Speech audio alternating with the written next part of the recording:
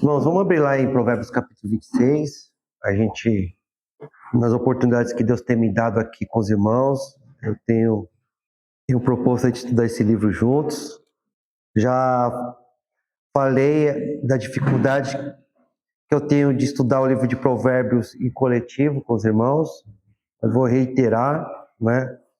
Eu acho que o livro de Provérbios, particularmente para mim, eu tenho mais facilidade de estudá-lo individualmente, mas de uma forma mais solitária, né? Por quê? Porque cada capítulo ele traz uma variedade muito grande de assuntos, uma variedade imensa de vários assuntos. Então, se no estudo coletivo eu for comentando cada versículo, eu não consigo avançar, né? A não ser os primeiros capítulos ali. Né? Os primeiros capítulos ali tem um tema ali central, né? Mas os outros capítulos têm uma variedade de assuntos. Então, qual é a metodologia que eu tenho compartilhado aqui com os irmãos, né, no estudo? Eu faço a leitura, destaco os versículos que me chamam a atenção, e os irmãos e as irmãs fiquem à vontade para destacar o versículo que chamou a pérola que você conseguiu colher aí da leitura e, e comentar ou fazer alguma pergunta. E assim a gente tem ido e estamos chegando quase no final. Né? O, o livro de Provérbios termina lá no capítulo 31 com louvor à mulher virtuosa. A gente vai entrar aqui no capítulo 26, tá? Então, dito isso, eu vou ler aqui do versículo, primeiramente, do versículo 1 até o versículo 20, do 1 ao 20. Vou destacar os versículos que me chamam a atenção e os irmãos ficam à vontade para participar, tá bom? Então, vou ler aqui, ó, do 1 ao 20. Como a neve no verão e como a chuva na ceifa, assim a honra não convém ao insensato. Como o pássaro que foge, como a andorinha no seu voo, assim a maldição sem causa não se cumpre.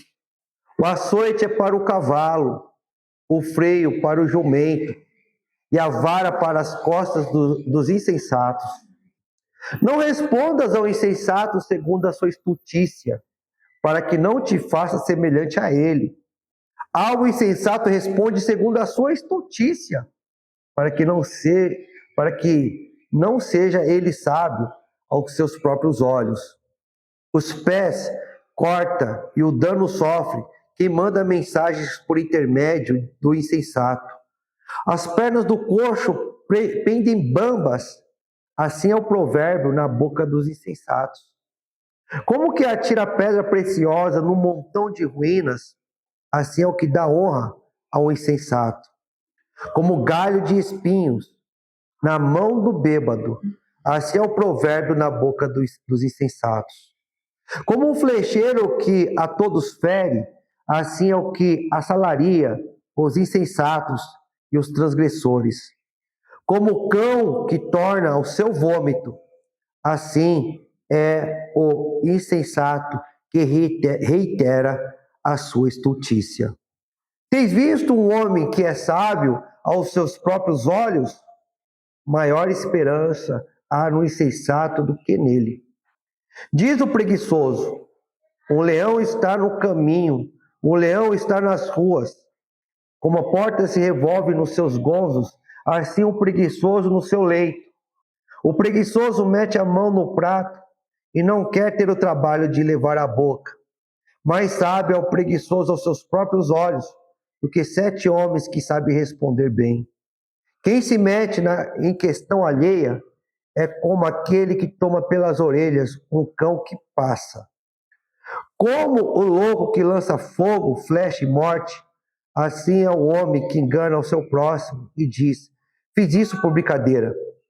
Sem lenha, o fogo se apaga, e não havendo maldizente, cessa a contenda. Tá vendo quantos assuntos variados? É muito assunto, né, irmãos? Para comentar. Tá? Então, ó, eu vou comentar os versículos que me chamam a atenção. Não dá para eu explicar o porquê necessariamente me chamou a atenção, mas talvez porque, de certa forma, me traz clareza para alguma realidade da minha vida. Talvez por isso acaba chamando a minha atenção, né? Ou talvez por causa de um problema assim de interpretação. Ele me causa um estranhamento, no bom sentido do termo, que me faz desligar o automático e refletir com mais calma. Às vezes o Senhor faz isso. Ele causa certo estranhamento que vai contra o senso comum.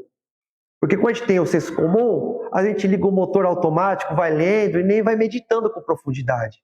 Mas quando vem alguma coisa na palavra do Senhor que nos causa estranhamento, você fala, isso aqui é estranho, deixa eu pensar com mais calma. Aí você pensa com mais profundidade e você aprende algo novo da parte do Senhor. Então o Senhor, ele deixa alguns estranhamentos na Bíblia assim, tá bom? Para a gente desligar o piloto automático e meditar com mais calma.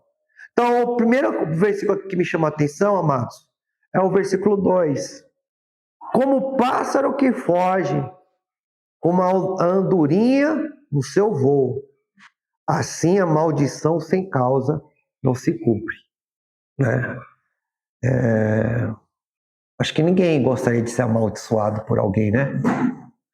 E na cultura antiga, amados, na cultura ali dos hebreus, essa questão da palavra, da bênção, da maldição, eles acreditavam. Você vê ali o esforço de Jacó, mesmo no erro, para conseguir a bênção do seu pai. Como se fosse um legado de Deus. É como se Deus tivesse autoridade e se o pai abençoasse, né, aquilo ia reverberar na vida do seu filho. Né? A gente perdeu um pouco desse costume, né? Esse costume, né, que a gente vê na antiguidade. Mas mesmo assim, é bom a gente procurar a bênção, a boa opinião, o apoio das pessoas que realmente nos amam e fugir da reprovação, de tudo aquilo que possa fazer aquelas pessoas que realmente nos amam se virar contra nós ou deixar de nos apoiar. Né? E a pessoa que mais nos ama é o Senhor. É o Senhor, né? Agora, pode acontecer que alguém te amaldiçoa injustamente. E eu acho que esse versículo aqui mostra que não é simplesmente a palavra em si, simplesmente a palavra tem poder, no sentido de ser uma coisa mágica, como se fosse algo de superstição. Tem muita gente que teme olho gordo, né? Ai, não sei o quê, olho gordo. A pessoa botou olho gordo na minha vida e tá dando tudo errado, porque uma pessoa foi lá, né? Os pensamentos dela estragou minha vida. Ó, que a palavra de Deus fala lá em Romanos, capítulo 8, que nem as criaturas do céu, nem as debaixo da terra, seja o que há, nem a morte, nem a vida, nada pode nos afastar do amor de Cristo Jesus. Nada pode impedir do amor de Deus chegar na gente. Então, a gente não tem que ficar temendo, nesse sentido, essa coisa de olho gordo, maldição de gente que não está no caminho de Deus, porque a gente tem alguém que é maior do que tudo, que é o nosso Senhor. Você se lembra daquela história de Balaão, que um homem pagou para ele amaldiçoar o povo de Deus? E toda vez que ele ia tentar amaldiçoar o povo de Deus, saía uma bênção na boca dele. Aí o Balaão, a gente sabe isso mais por referências indiretas no Novo Testamento, ele aconselhou, né, Balaque lá, o rei, se não me engano, eu não me lembro se era dos Moabitas ou dos Amonitas, né? Ele falou assim, ó, enquanto eles estiverem fiéis com Deus, nada vai poder contra eles. Você quer ver eles amaldiçoados? Faça eles pecar. Aí eles começaram a oferecer midianitas que conquistavam aqueles homens, levavam para o culto onde tinha imoralidade sexual. E a ira de Deus se voltou contra eles. Não foi outras coisas. Foi o castigo de Deus que bateu sobre eles. Então, assim, eu não estou querendo dizer para vocês que a gente tem que dar uma de subestimado e ficar aí xingando o diabo, né? Ficar falando de coisas que a gente não entende. Eu estou falando que a gente não pode ficar, né, se deixar se envolver por essa superstição, por essa lógica, de que qualquer coisa, ou palavra, ou atitudes de pessoas que não estão nem aí com Deus vai afetar a nossa vida. Tem pessoas realmente, sim, irmãos, que pagam dinheiro para fazer trabalho, para colocar o nome da pessoa numa boca de sapo, costurar. E tem gente que realmente acredita que essas coisas destroem a vida dela. O que vai destruir a nossa vida, sabe o que é? É o pecado. A nossa falta de comprometimento com Deus. A promessa do Senhor, marquem aí, mas eu vou abrir rapidinho lá em Hebreus capítulo 13. Hebreus capítulo 13. Marque aí Provérbios capítulo 26, mas é só para ler essa referência.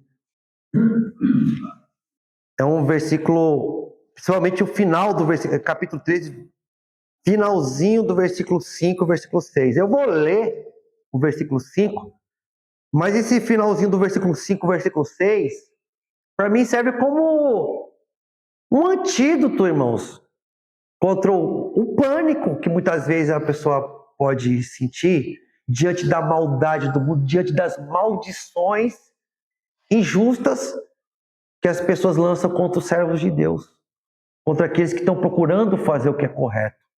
Olha o que diz aqui, ó, Hebreus capítulo 13, versículos 5 e 6. Seja a vossa vida sem avareza, contentai-vos com as coisas que tendes, porque tem dito, ó, esse versículo, o finalzinho do versículo 5, ó, é Deus que está falando para os seus servos. De maneira alguma te deixarei, nunca jamais te abandonarei. Assim afirmemos confiantemente: o Senhor é meu auxílio. Não temerei quem me poderá fazer o homem. Deus não vai colocar a gente numa bolha. Quando você estiver nesse mundo, você vai passar por um momento de sofrimento, sim. Às vezes, a atitude injusta de algumas pessoas vão te ferir, as calúnias de alguém vão te ferir, como foi difícil para José ter sido jogado no buraco com os irmãos. Deus não se agradou daquilo. Deus não se agradou daquilo, porque Deus é santo, que foi pecado. Deus não se agradou daquilo. Como Deus não se agradou quando a esposa de Potifar acusou injustamente José. Deus não se agradou daquilo. E Deus é santo. Quando José foi jogado na cadeia injustamente, Deus não se agradou daquilo. Ele é santo. Os homens escolheram fazer aquele mal contra José. Mas só que, como fala José, até o Gui citou isso na semana passada. José falou: vocês de fato me fizeram mal, mas Deus reverteu mal e bem para mim. Então a nossa maior preocupação é estarmos coladinhos em Jesus, coladinho no Senhor. Por mais que a gente esteja sofrendo, por mais que José estava passando por um momento de sofrimento, o Senhor estava cuidando dele. E Deus abençoava a casa de Potifar por causa de José. E José era tão fiel que os carcereiros confiou os presos na mão de José. Então coisas ruins, irmãos, vão acontecer com a gente nesse mundo, sim. Pessoas podem se levantar contra a gente e causar algumas injustiças, sim, algumas decepções. Mas se a gente não perder a nossa fé no Senhor, nos agarrar com Ele, Deus fala: que nos poderá fazer um homem? Ó, Senhor, não está vendo o que fizeram com os servos do Senhor? Sim, mas isso não é o final das coisas. Eu posso reverter o mal em bem. Então, não fica temendo, sabe, as calúnias, as maldições. É temer, sim, porque a gente fica com receio. A gente quer levar uma vida mansa, né? Sem tribulações. Mas a promessa de Deus, amados, que não tem essa coisa de e vai te destruir a sua vida se você está firmado no Senhor. É preferível você ter todos os demônios como teu inimigo do que ter Deus como teu inimigo. Porque se você tiver todos os demônios como teu inimigo, mas você tem Deus, Deus pode te livrar dos demônios. porque Ele é o Ser Supremo. Agora, se você é inimigo de Deus, quem é que vai te livrar dele, das mãos dele? Então, esse versículo me chama a atenção justamente por toda essa digressão que eu fiz aqui, amados.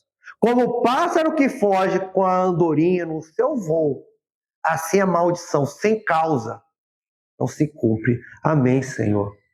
Amém. Nos livre de toda maldição injusta, de toda calúnia, de toda ação do maligno.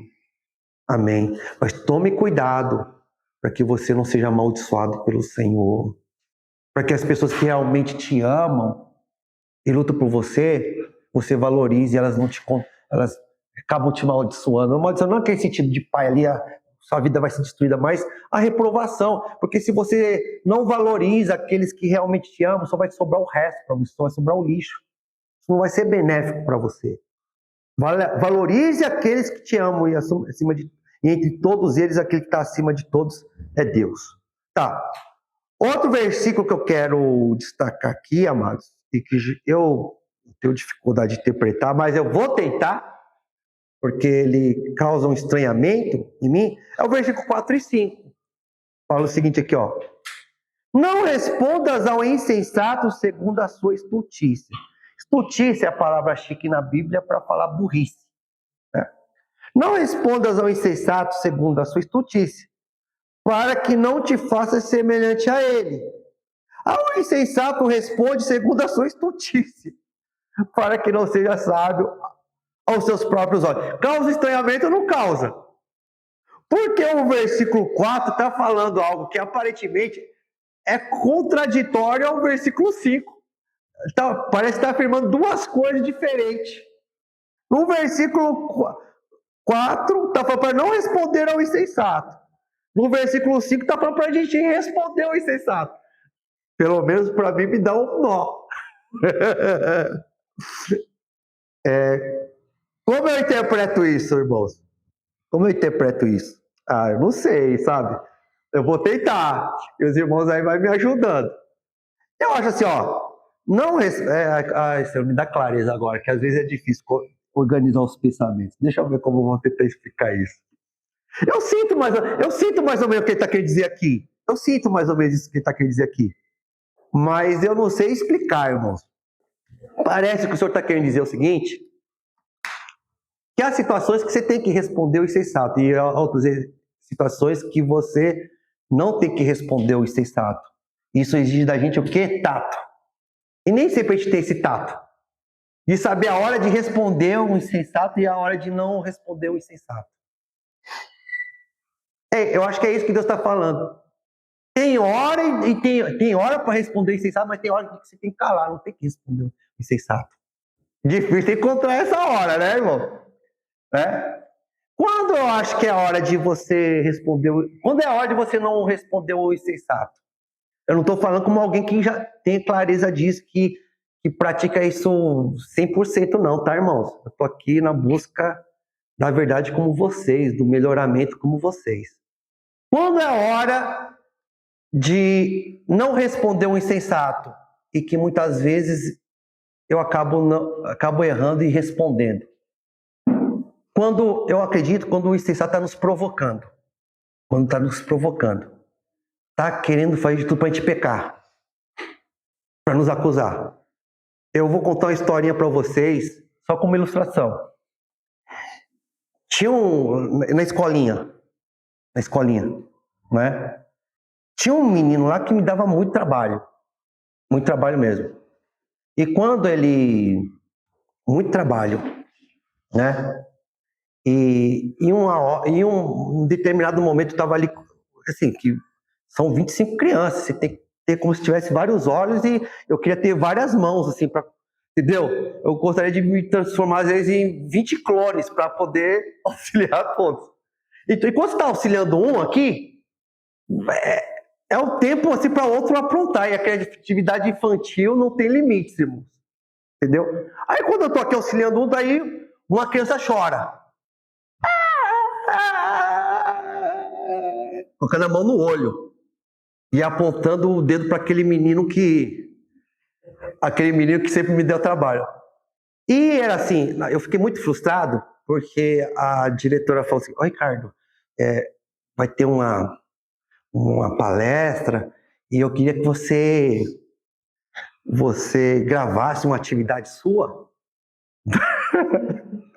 pra gente expor, assim, né? Porque quer colocar uma atividade sua pra expor. E a câmera tava lá ligada, né? Aí, justamente nessa hora aqui, tinha preparado toda a atividade, e aconteceu isso, o menino com a mão no olho, e o outro apontando. Eu falei, vou ter que recomeçar tudo de novo, e olha só o que aconteceu.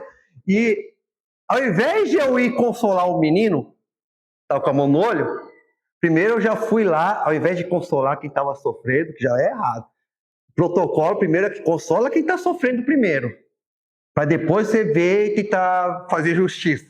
Eu não, eu já fiquei tão frustrado ali, que eu já fui lá no menino, falei, o que você fez, rapaz? Vai pedir desculpa para ele. Ele não. Você vai pedir isso, senão você vai pro cantinho da disciplina. Eu vou contar até 3. Se você não for lá pedir desculpa pro amiguinho, você vai ficar sentado ali e vai sair da brincadeira. A menina contra gosto foi lá. Eu falei, beleza, tá bom, vamos embora pra frente. Não faz mais isso não, hein? Mas eu fiquei ali com aquele coração pesado, né? Aí eu falei, vamos filmar tudo de novo, né? Vamos tentar de novo. Aí eu consegui fazer a atividade. Aí eu fui estar lá editando o vídeo lá em casa e eu fui ver o vídeo que... Coisa rara, né? O vídeo do evento lá. Sabe o menino que estava com a mão no olho? Antes de ele levar um soco no olho, aquele menino que sempre fazia bagunça, né? Tava lá sentado na dele, e esse menino que levou o soco no olho fazia assim no rosto do menino, ó. Aí o menino não aguentou, ficou assim, olhou de novo. Aí ele olhou. Aí esse menino que levou o soco no olho. Terceira vez.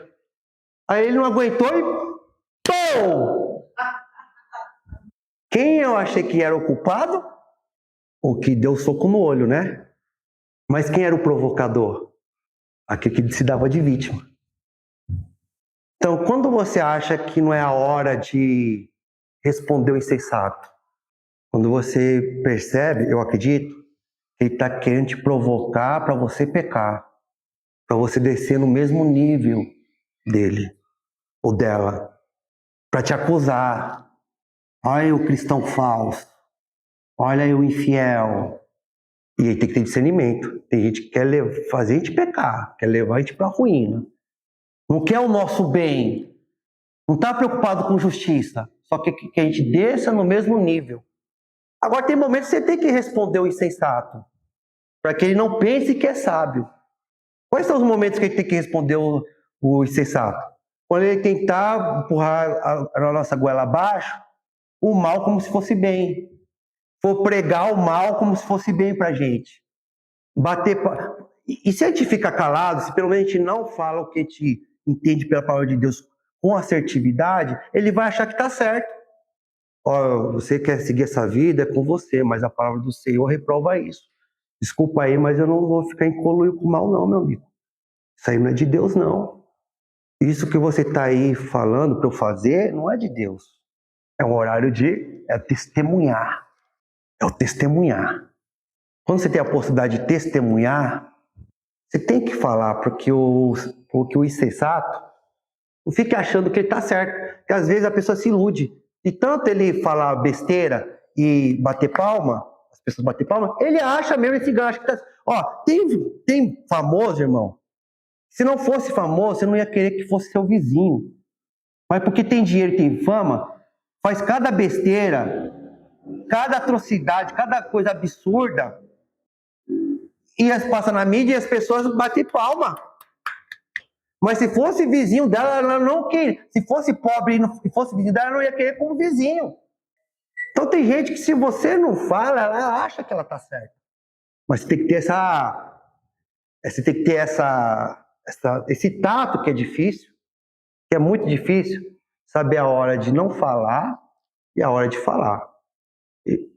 Eu, na minha pequenez, permitam-me, Eu falo quando eu vejo que a pessoa está tentando me aliciar pro erro, que às vezes acontece.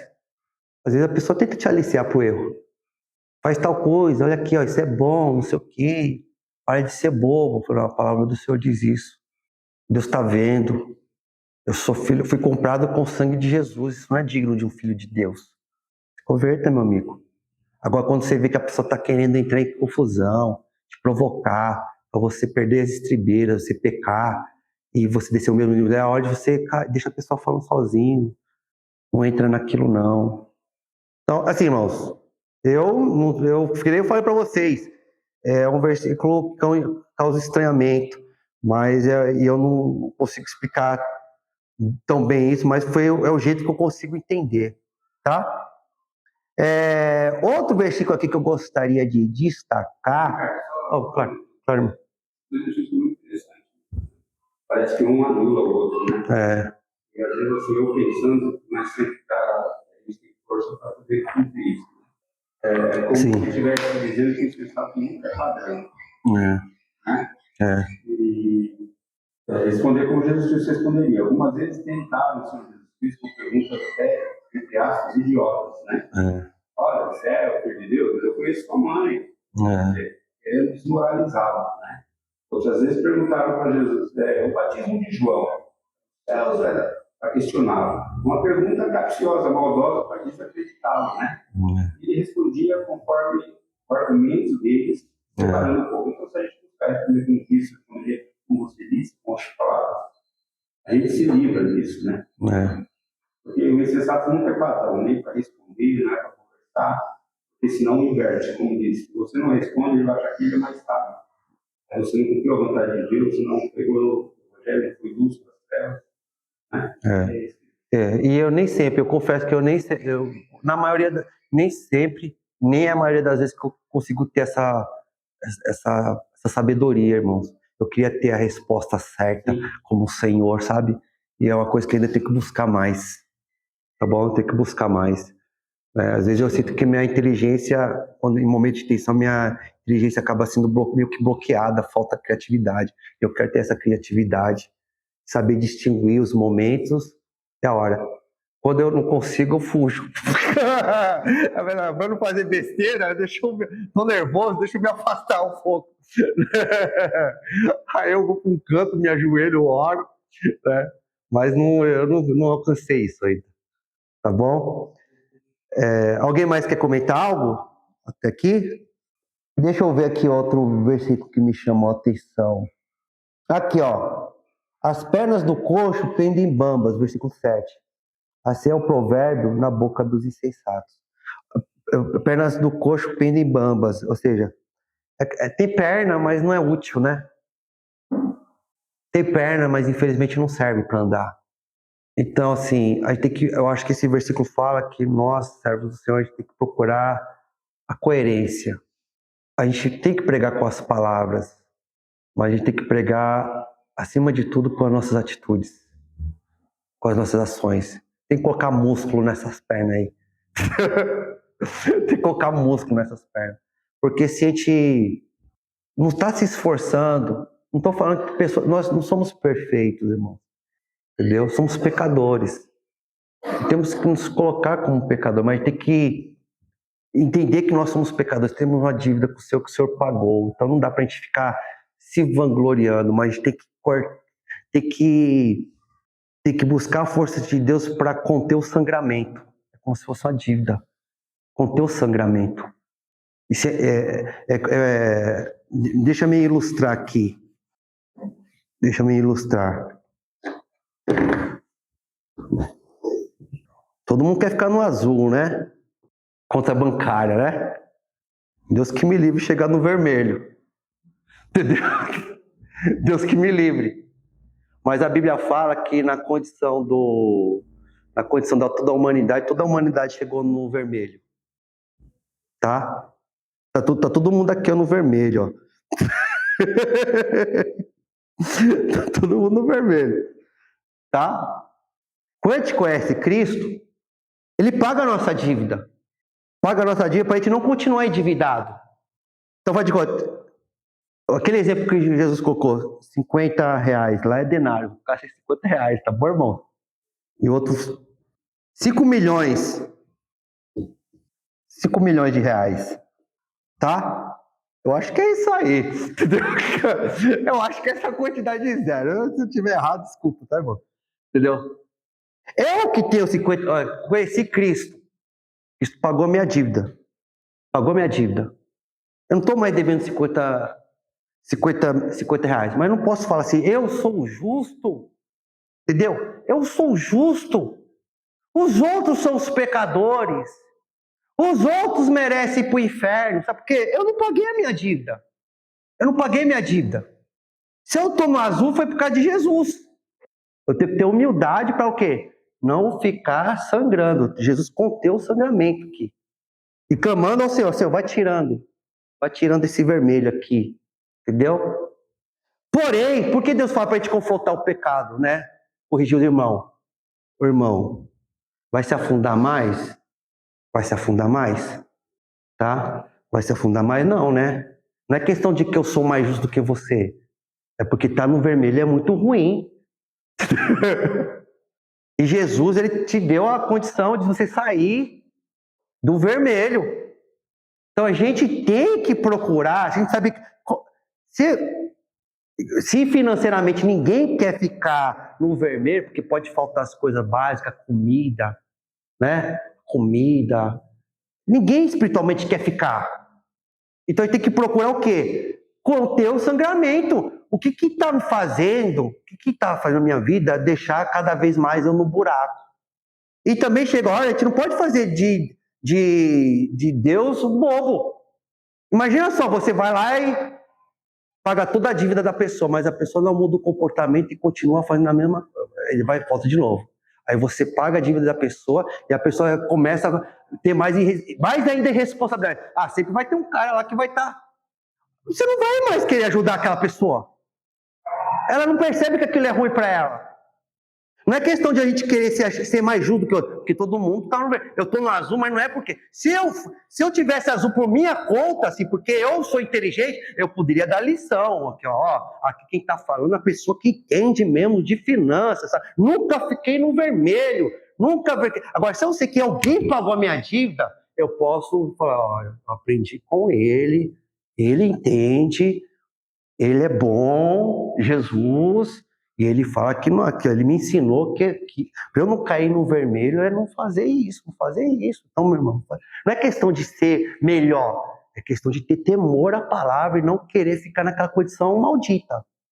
Agora, quando a gente tem ali a instrução daquele que pagou nossa dívida, a sabedoria de quem pagou, nos libertou daquilo, e a gente continua fazendo o que não presta, aí a gente vai falar para os outros, gente, para ter uma vida maravilhosa, plena, cheia do Espírito Santo, você tem que fazer isso, mas na minha vida eu estou fazendo tudo ao contrário.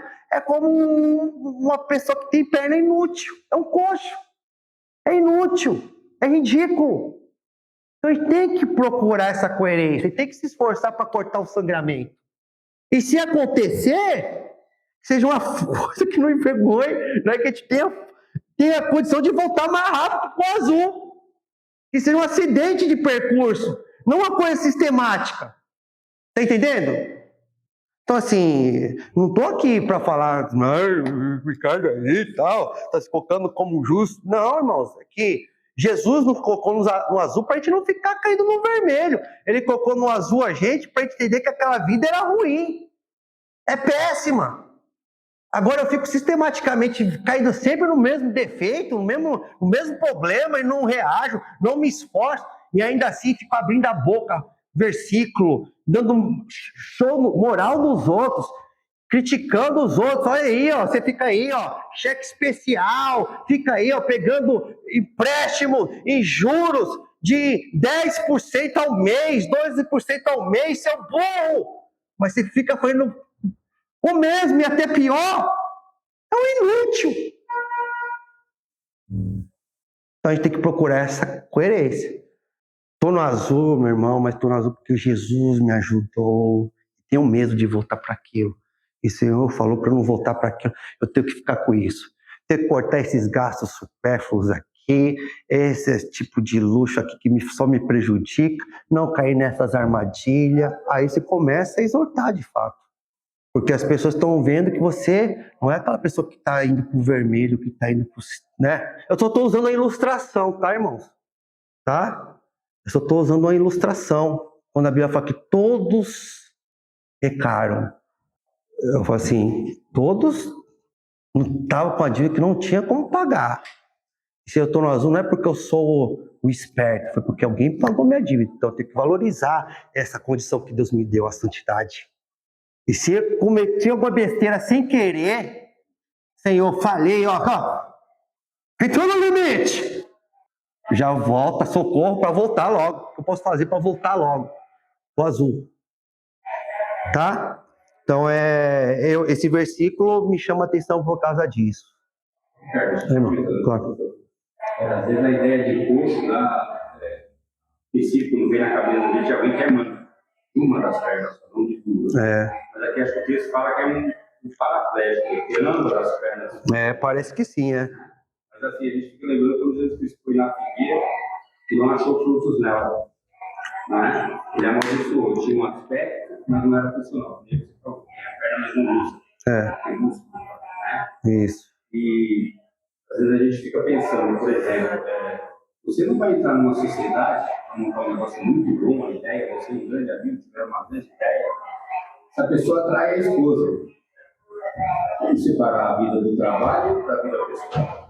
Às vezes a pessoa fala, você tem que separar as coisas. Não é simples assim. Não é tão simples. Se a pessoa não é leal nem com a mulher dele, vai ser leal com você? Então não dá para você confiar. Você olha, tem as duas pernas, mas não são funcionais.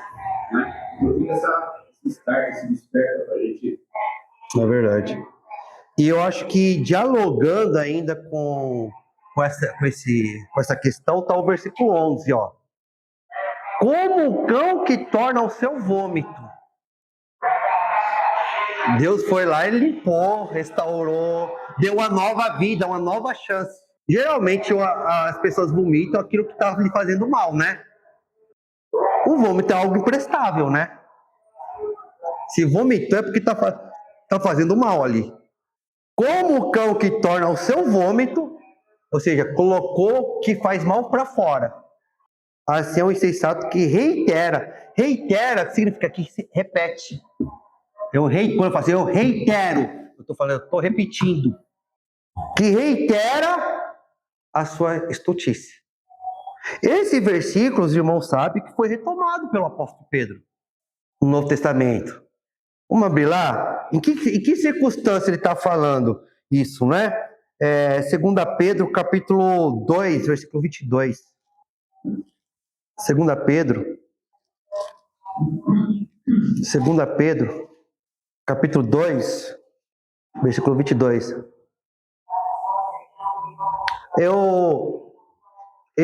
Aqui esse versículo, ele está falando justamente dos falsos cristãos.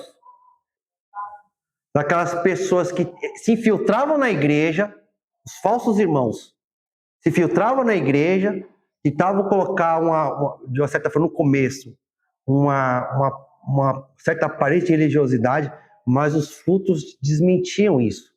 E ele vai falando aqui, versículo 12, a partir do versículo 12, diz o seguinte: esses, todavia, como brutos e irracionais, naturalmente feitos para presa e destruição, falando mal daquilo que são ignorantes na sua destruição, também hão de ser destruídos, recebendo justiça por salário da injustiça, que praticam, considerando como prazer a sua luxúria carnal em pleno dia, quais nódias e deformidades eles se regalam nas suas próprias mistificações, enquanto banqueteiam junto convosco. Olha, eram pessoas que tinham se intrometido na igreja. A pessoa estava dentro da igreja, mas estava vivendo uma vida de pecado e não com vergonha, porque o mínimo que se pode esperar de uma pessoa que cai em pecado é vergonha na cara. O mínimo, vergonha na cara. Você vê que às vezes o irmão está envergonhado, entristecido. Esse aí é melhor do que uma pessoa que faz as coisas e ainda elogia, bate palma, ainda faz piadinha. esse tipo de coisa. Isso aí já é o bestial. E tem. Às vezes acontece sim. Que Deus nos livre dessas pessoas e que a gente nunca se torne assim, né? Mas tem. Aqui, ó. Tendo, versículo 14. Tendo os olhos cheios de adultério, insaciáveis no pecado, engodando almas inconstantes. Esses aí, quem cai na conversinha desses? Almas inconstantes. Pessoas que não têm princípio, que não têm aliança verdadeira com Deus, compromisso. Quando a pessoa não tem compromisso, irmão, ela é levada por toda sorte de doutrina, por toda sorte de... Porque você tem que ter compromisso. Quando a pessoa não tem compromisso, ela é levada por esse tipo de gente. Engodando almas inconstantes, engodando é enganando, almas inconstantes, tendo o coração excitado na avareza, filhos malditos, abandonando o reto caminho, e se extraviaram segundo pelo caminho de Balaão. Você lembra que a gente falou de Balaão? Filho de Beor, que amou o prêmio da injustiça. Recebeu, porém, castigo da sua transgressão, a saber, um mudo animal de carga, falando com voz humana, refreou a insensatez do profeta. Olha só, ele era profeta e precisou ser... E acabou, a humilhação para ele, para aquele profeta, foi ter sido confrontado, repreendido por um jumento, que era um animal impuro para o judeu. Coisa triste quando uma pessoa que não é cristã chega ao ponto de corrigir um cristão não comprometido, né? Isso já é uma punição, uma vergonha. Eu não estou falando assim de calúnia que vem do mundo. Às vezes a pessoa acusa fácil. Não, a pessoa é tão mal comprometida com Deus, vive uma vida de tamanho pecado, que até o ímpio repreende. Até o ímpio repreende. Esses tais, versículo 17, esses tais são como fontes sem água, como névoas impelidas por temporal, para eles está reservada a negridão das trevas. Porquanto, proferindo palavras jactanciosas de vaidade, engodam com paixões carnais, por suas libertinagens, aqueles que estavam prestes a fugir dos que andam no erro. Ou seja, a pessoa entra na igreja, está fugindo do pecado, entra na igreja. Aí chega na igreja, uma pessoa que está na igreja leva aquele que estava fugindo para o pecado também. Além de ser um companheiro para levar para Cristo, acaba sendo um agente de Satanás, às vezes, dentro da igreja. Versículo 19. Prometendo-os liberdade, quando eles mesmos são escravos da corrupção. Pois aquele que é vencido fica escravo do vencedor. Tente que corrompe a ideia de graça. As pessoas, tem gente que acha que graça é um cheque que Deus está te dando para você pecar à vontade. Graça não é isso. Graça é a oportunidade que Deus te dá para você se arrepender. Estou te dando uma nova chance, filho. Não é para você falar, posso sair pecando agora porque Deus me deu o cheque da graça. Posso me pecar à vontade que Deus vai me perdoar, vai me colocar para o céu. Você vai parar no inferno se fazer isso. Parar no inferno. Porque Deus te dá o perdão para você se arrepender. Para você mudar de vida. Para você largar as coisas que desagradam a Deus. Aí vem o versículo, vai estar chegando naquele versículo lá, ó. Versículo 20. Portanto, se depois de ter escapado das contaminações do mundo, mediante o conhecimento do Senhor e Salvador Jesus Cristo, se deixam enredar de novo, estão vencidos, tornou-se o seu último estado pior que o primeiro. Pois melhor lhe fora nunca tivesse conhecido o caminho da justiça, do que após conhecê-lo volverem para trás, apartando-se do santo mandamento que lhes fora dado. Com eles aconteceu o que diz certo adágio, ou seja, certo provérbio verdadeiro. O cão voltou ao seu próprio vômito e a porca lavada voltou a revolver-se na lamaçal. Está dialogando com provérbios, tá? Não estou falando, irmãos, de erro de acidente, nós estamos... Às vezes o inimigo lança armadilhas e a gente... Errei, Senhor, me perdoa, estou arrependido, e você arca com as consequências. E quão bom é quando a pessoa se envergonha e se entristece e volta, se humilha na presença de Deus. Não existe pessoas perfeitas, não. Aqui a Bíblia está falando que a pessoa que deliberadamente quer viver uma vida de hipocrisia, acha que os irmãos são trouxa, que vai enganar as pessoas pro resto da vida. Mas com Deus não se brinca. O vômito faz mal. Se Deus fez você colocar para fora da sua vida, para que você vai lá lamber aquilo? Né? Então, irmãos, alguém tem algum comentário aqui? Alguma pergunta, comentário? Já deu nosso tempo, eu agradeço a paciência dos irmãos.